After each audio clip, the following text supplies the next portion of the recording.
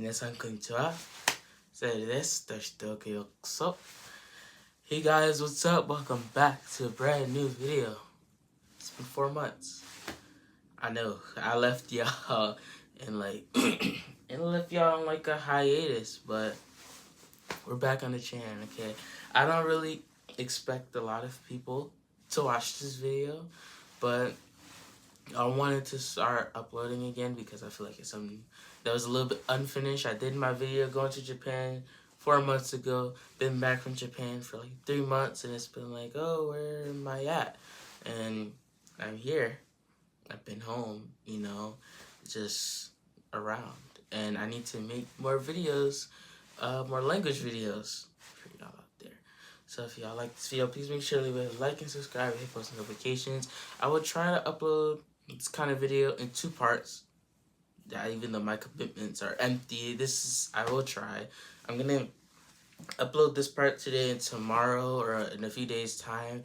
I'm going to Chinatown a day after the day I'm recording this video.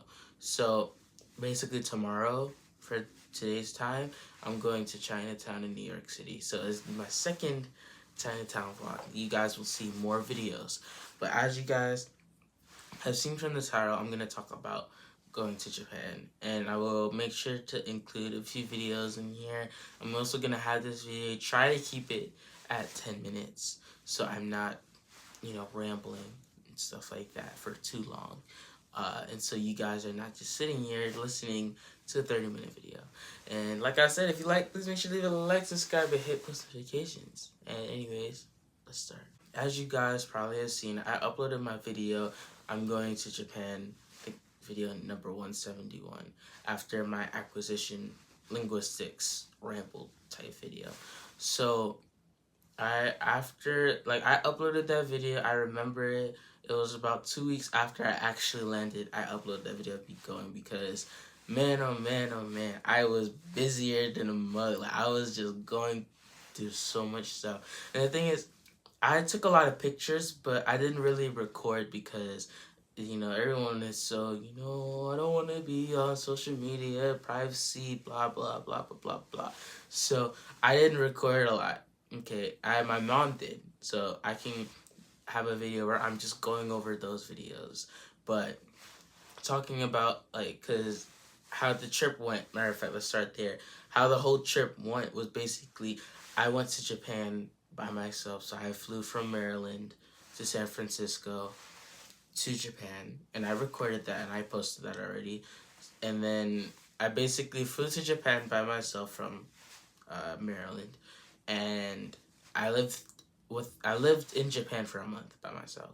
So under the program ZIEE, I lived with the host family for 2 weeks, and then I lived in a hotel by myself, a comfort hotel, for the last 2 weeks. And then once the program was ending, like a day before the program was finished and everyone had to fly back to the States, my mom and my brother came to Japan. And then I basically grabbed all my stuff from my hotel and went to where they stayed at. Yeah, so my trip, overall, I really enjoyed it. I got to make a lot of friends with people that I don't keep in contact anymore. And, you hear a lot of the people that go to study abroad is like, it was a life-changing experience. I made a lot of good friends who I still keep in contact with. Not me. I didn't, I made a lot of friends, and I still have them, on Discord and on Instagram. And I look at their stories and look at my stories. I just don't talk to them. So, that's that. But other than that, CIEE was really good, especially and I really recommend, if you're trying to do foreign exchange, or I feel like everyone should do it, international travel of some kind, especially foreign exchange. But if you're trying to do foreign exchange, bro, please do CIEE. If you really want a link where you can save money, bro, I have an alumni link where you can save $150 on your foreign exchange when you apply. You'd be like, what if you're like, oh, I don't have money or things of those sorts? It's like, bro, you can apply for financial aid and academic merit where they pay 100% of your tuition. Either that or like a really good amount. So there's that. There's many options because CIEE is a nonprofit, so they fund people to go to these countries. So I really hope you can. You don't even have to go to Japan with CIEE. You can go to like Dominican Republic. I'm planning to do it again when I graduate high school. So senior year finishing, I want to go to Taiwan. They have Taiwan. You go to Korea. You go to Amsterdam, bro. Germany, France. Like, bro, like as they say, right, the world is your classroom. So just go. But like, that's my ideology, and like it kind of like going to Japan like changed me, right? Like I got to see a lot of different things that I never thought I was gonna see. Like it's 10 times different from watching a Japan walk on the YouTube. And if you don't know what a walk is, basically it's like you look up Japan walk on YouTube and you're just watching someone walk through Shibuya or Shinjuku or something like that, and it's just the go cam, one of those little cans that you put on your chest and they're just walking and they're not saying anything. That's a walk, and I used to watch those like every night. And I watched it literally the night before I went to Japan. I was watching Japan Tokyo walks, and it's 10 times different watching a walk on YouTube versus when you're there. Okay, you guys, so it is 11:02, and we decided to come to Shinagawa. Everything is closed in Shinagawa Station, so we came here to Shinagawa outside of the station to find something to eat because we didn't eat anything today. So a lot of these pictures are on Instagram, so you can follow me. I'm gonna pop it up under here. I'm on my Instagram, so if you want to DM me, please go to my Instagram. I'm on there every day. Okay, so like I have a lot of pictures and stuff on my story there. So if you want to see me in real time, just go there. I know a lot of people may want to ask about my host family and things of those sorts. While I did not record them, they were really nice. It was, I'm not gonna tell you all their names, of course, but like it was a wife, father, it was a father, mother, and 2 sons. And like when my mom and brother came, they got to meet them. I took them to their house and they got to meet them. And man, they're just like genuinely like great people. Like I swear, they're some amazing people.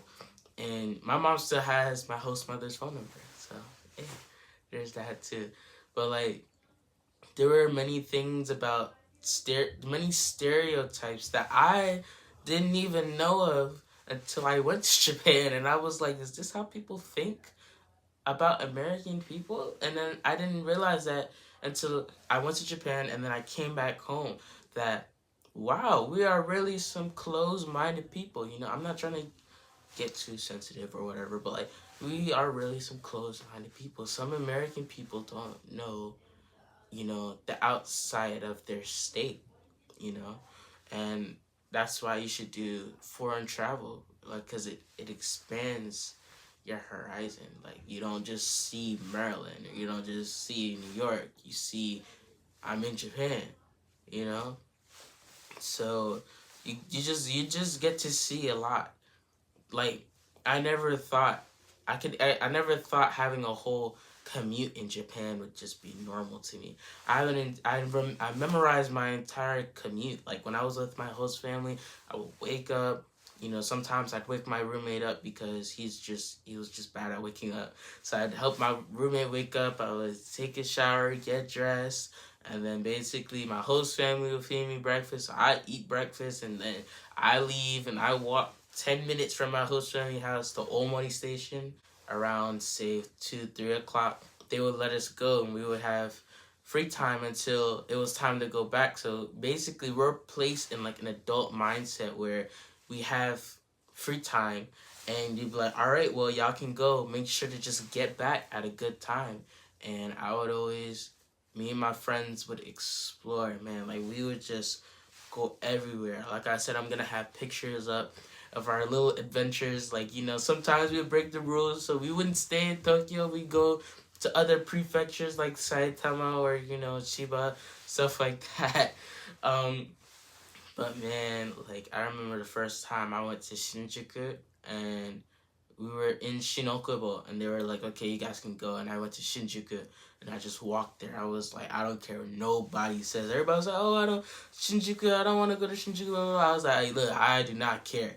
Because Shinjuku, specifically Omoide Yokocho, if you guys don't know, Omoide Yokocho is called Memory Lane. And that was one of the first places that I saw when I was learning Japanese that like made me not only want to learn Japanese so I can go to Japan and look at anime or whatever, but like actually appreciate what they have there and kind of set out this language as like my life choice.